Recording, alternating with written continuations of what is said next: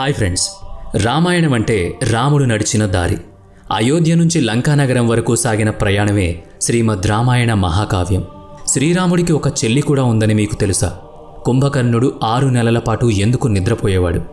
రావణుడి భార్య మండోదరి స్త్రీ జన్మ ఎత్తే ముందు ఒక కప్ప అని 12 సంవత్సరాలు బావిలో గడిపిన విషయం మీలో ఎంతమందికి తెలుసు? అయోధ్య నుంచి చిత్రకూట్ వరకు, రామేశ్వరం నుంచి లంక వరకు ప్రతి చోట రామాయణ కథలున్నాయి. శతాబ్దాలుగా మనం అందరం ఆ కథలు వింటూనే ఉన్నాం. రామాయణం ప్రాచీన భారతీయ ఇతిహాసం. ప్రసిద్ధ కథానాయకులకు మించిన అనేక పాత్రలను వెల్లడిస్తుంది. రాముడు, సీత, లక్ష్మణుడు, హనుమంతుడు. రావణుడు ప్రధాన వేదికను తీసుకున్నప్పటికీ కథనాన్ని రూపొందించడంలో ముఖ్యమైన పాత్రలను పోషించే తెలియని పాత్రలు కూడా ఎన్నో ఉన్నాయి. ఆ పాత్రలకు సంబంధించిన కొన్ని రహస్య కథలు కూడా ఉన్నాయి. అలా దాగిపోయిన రహస్య కథల గురించి ఇవాల్టి వీడియోలో తెలుసుకుందాం. శూర్పణఖ అసలు పేరు మీనాక్షి, కేకసి విశ్రావసుల కూతురు. రావణ, కుంభకర్ణ, విభీషణ, కరదూషణులకు చెల్లి.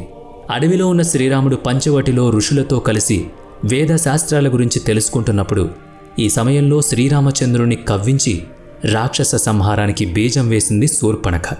అయితే రామాయణంలో కొన్ని సంస్కరణల ప్రకారం శూర్పణఖ ఇలా చేయడానికి కారణం తన సొంత అన్న మీద ఎలాగైనా ప్రతీకారం తీర్చుకోవాలి అనే నిర్ణయం. కానీ శూర్పణఖ తన సొంత అన్న మీదనే ఎందుకు ప్రతీకారం తీర్చుకోవాలి అనుకుంది?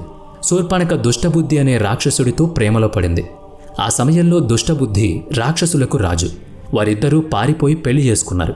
ఈ విషయం తెలుసుకున్న రావణుడు ఆగ్రహానికి గురయ్యాడు. ఎందుకంటే దానవులు ఇంకా అసురుల మధ్య కొన్ని దశాబ్దాలుగా శత్రుత్వం కొనసాగుతూ వస్తోంది. దానవులకు రాజు అయ్యుండి కూడా దుష్టబుద్ధి శూర్పణఖని ఎలా పెళ్లి చేసుకున్నాడు అని రావణుడు ఆశ్చర్యపోయాడు. శూర్పణఖని అడ్డుపెట్టుకుని దుష్టబుద్ధి తనను చంపేందుకు కుట్ర పన్నాడని భావించిన రావణుడు దుష్టబుద్ధి రాజ్యంపై దాడి చేసి అతన్ని చంపేశాడు. శూర్పణఖ తన భర్త మరణంతో తీవ్ర మనస్తాపానికి గురై తన అన్నపై ద్వేషం పెంచుకుంది. అందుకే రావణాసురుడి మనసులో సీతమ్మను ఎలాగైనా దక్కించుకోవాలి అనే కోరిక కలిగించి రావణుడి మరణంతో పాటు అతడి కుటుంబాన్ని నాశనం చేయడం ద్వారా తన భర్త మరణానికి ప్రతీకారం తీర్చుకోవాలి అనుకుంది. రామాయణంలో శూర్పణఖ కథ సీతమ్మ అపహరణకు ముందే ముగిసిపోయినప్పటికీ రాముడు, రావణుడి మధ్య యుద్ధం జరగడానికి శూర్పణఖ కీలక పాత్ర పోషించింది. రావణుడి దగ్గరకు వెళ్ళి సీత అందాన్ని మెచ్చుకుని ఉండకపోతే సీత అపహరణకు గురై ఉండేది కాదు. లంకలో ఈ భయంకరమైన యుద్ధమూ జరిగేది కాదు.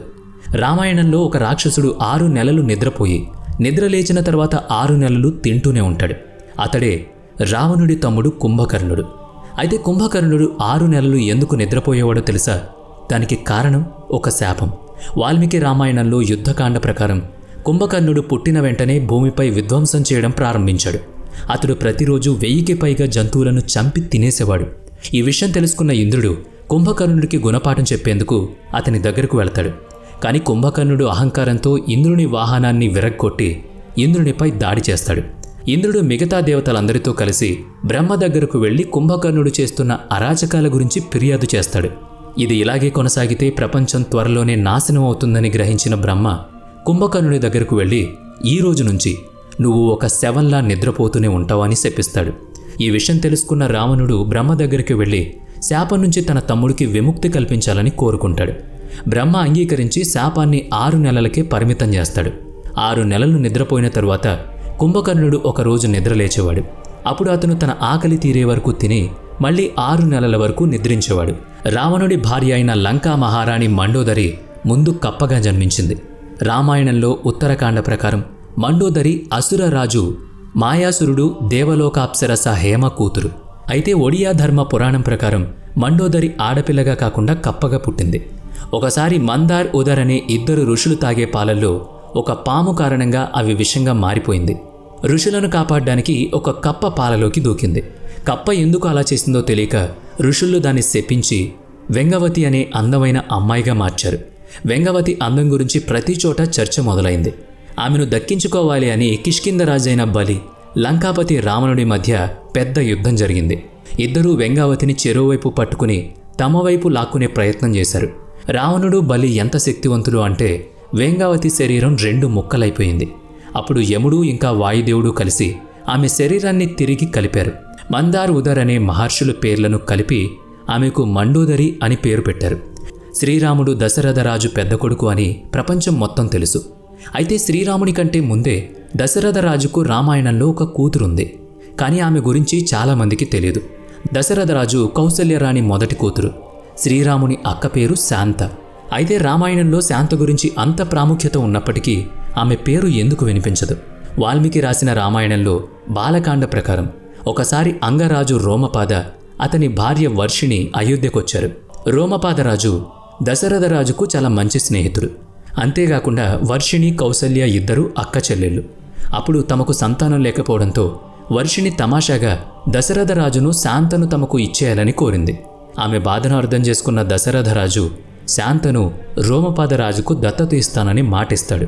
రఘువంశీయులు తమ ప్రాణాలనైనా ఇచ్చేస్తారు, కానీ ఇచ్చిన మాట తప్పరు.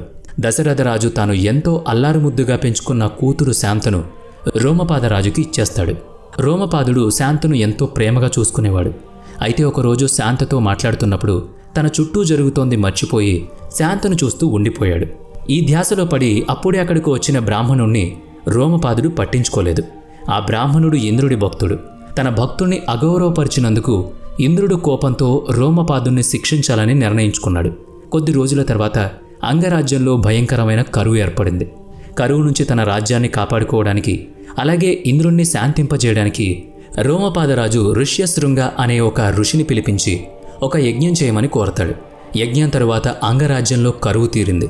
దీంతో సంతోషించిన రోమపాదుడు శాంతను ఋష్యశృంగ ఋషికిచ్చి పెళ్లి చేస్తాడు. తరువాత ఈ మహర్షి చేసిన యజ్ఞం కారణంగానే శ్రీరాముడు, లక్ష్మణుడు, భరతుడు, శత్రుఘ్నుడు జన్మించారు. వీడియో నచ్చితే లైక్ చేయండి, షేర్ చేయండి. ఇలాంటి మరిన్ని వీడియోస్ కోసం మన ఛానల్ని సబ్స్క్రైబ్ చేసుకోండి.